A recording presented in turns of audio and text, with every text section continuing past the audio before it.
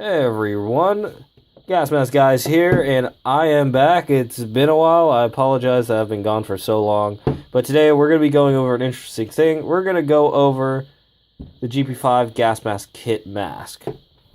And because I can't be bothered remembering the proper designation of this mask type, I'm just going to simply call it Gp-5. I apologize to anyone who's butthurt over it. I apologize, but common media identifies this as the Gp-5, so I'm going to call it that for the duration of this video. I apologize in advance. Anyway, so the theory behind the Gp-5, why is the Gp-5 designed in such a way? Why is it so cheap, ugly? Well, to be honest, I don't think it's that ugly. It looks good. And why is it the way it is, pretty much? So let's just go into the history of it. The invention of the gas mask came around the 1910s for the Russian Empire. At the time, the Russian Empire still exists until the late 1917. And pretty much at the time, they were using the Zelensky masks. However, after the end of the war, the Russian Empire became the Soviet Union. And they realized something by that time. So we're looking at the 1920s now. They realized, we need to build more factories. We need to create protection devices for our troops. The reason why I'm mentioning this is during the First World War, there was a great shortage of Zelensky masks and other respirators, to the point where they were sometimes using enemy masks instead.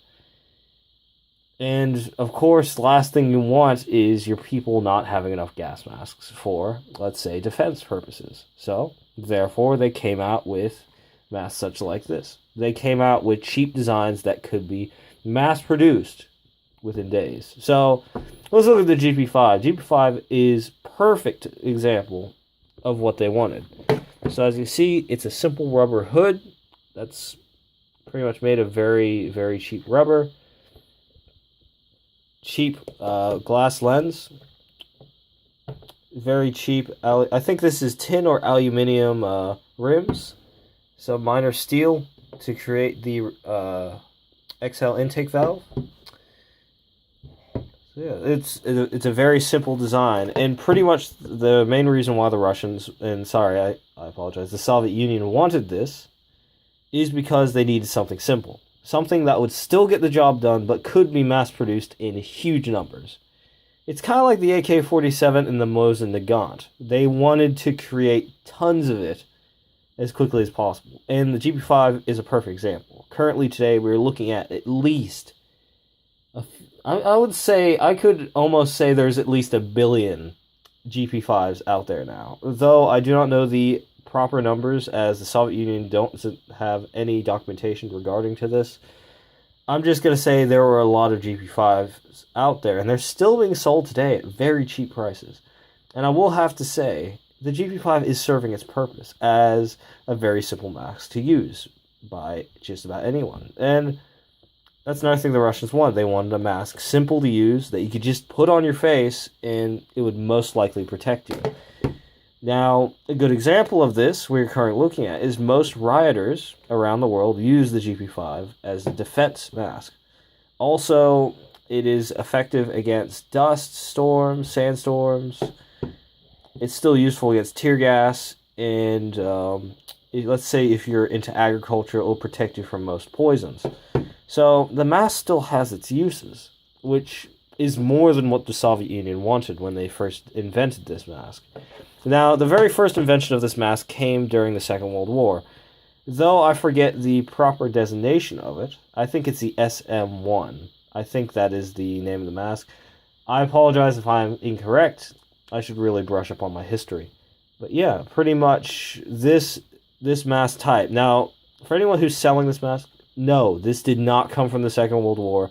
No Gp-5s existed during the Second World War, so please don't sell your mask under that designation. It's one, going to make you look like an idiot, and two, no one likes a person who does that. So I'm going to bring up a point. This one, it was made in 1973, and its batch number is 16. So, yep, and then it is a size 3, so it's my size. Very beautiful. And yeah, another thing I want to bring up too is the let's bring up the good point. This mask breaks apart fairly easily when exposed to the element. This mask, even though it is designed to be reusable, it's pretty much a disposable mask. It's designed to serve its purpose and then be recycled or rewashed so it can be reused again. That's pretty much all the Soviets wanted from this mask. They didn't expect it to survive like millions of tests or be able to go within a irradiated zone for 17 days. They didn't do all that. This mask was designed to get you out of the dangerous situation. That's it. This is almost a last resort mask with better functions. Now, even though this mask is designed so simple and cheap, I want to bring up a point. It has a double exhale valve, and I think a double intake. I haven't looked at the intake, but I know it has a double intake exhale valve, which means better protection than other masks that exist. A good example is the Israeli only has one exhale valve, even though it is a much more expensive mask and much more durable mask. So it does tell you the Russians did care. I'm sorry. I apologize to the Soviet Union. Not like they would care. The Soviet Union obviously cared for their people. Even though it was cheap in design, they only designed it that way because they needed to churn them out like crazy for the Cold War. And from earlier versions of this mask, such as the World War II variant and the 1950s variants, because the Gp-5 kit came out after the 60s, like I said, it was just designed for general protection of the general public. And for some countries, it was used as military defense, such as East Germany. So, yeah. Currently, today, I have seen videos of Russians using... yeah, it is Russian. Sorry. I've seen Russian Federation cadets, military cadets, and their military basic recruits using this for basic gas mask drill. That's good. I have to say, it's good to see the Gp-5 still being used in military context. And I find that quite interesting, considering the mask is largely obsoleted. At the same time, though, even though it is obsolete, this mask can protect you from most gases, even though I would not recommend them against such. Because so long as this mask has seal, if you buy, let's say, a newer filter, let's say a S10 filter, if you have an S10 filter and you just attach it on, you have a mask that still will protect you from dangerous zones. It uses a 40mm threaded intake, which is good because it can take most 40mm filters. The only 40mm filters it can't take are some minor NATO versions. The reason why is because it was designed for Warsaw Pact filters, not NATO filters. I wonder if they did this so NATO couldn't, if they got a hold of their filters, they couldn't put it in their masks. I don't know why that is, but they have their reasons behind it, and you know what? I don't mind. It does the job what's needed. Now let's look at the inside of the mask. Now you notice these ribs here? That is actually designed to fit to your head better or to fit to your hair better, believe it or not. That's why those exist. And it's funny, even though it is uncomfortable, they obviously came up with this design anyway to try to make it as comfortable as possible. Even though it doesn't serve the purpose well, you gotta give it to the Soviet Union that, hey, they tried.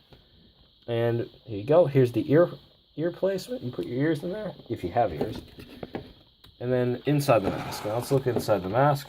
So as you can see also, for a very simple mask, I want to bring up a point that's pretty cool. It has a tisset system. And I know, like most Soviet masks have tisset systems.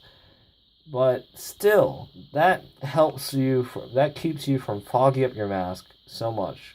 In, let's say if you're running or if you're in colder environments, it keeps your mask from fogging up. And also what's cool is it has an insert rim here for anti-fog lenses, which I don't have at the moment. They're in long-term storage, can't be bothered getting them out. Yeah, it's pretty cool. Now looking at the intake, as you can see, it's designed to, let's see if you see that rim down there, that's designed to house all your sweat that comes off your face. And if it overflows, it's designed to go out the exhale, which is here. So, even though it is a very simple mask, the Russians did plan it out quite interestingly. Interestingly.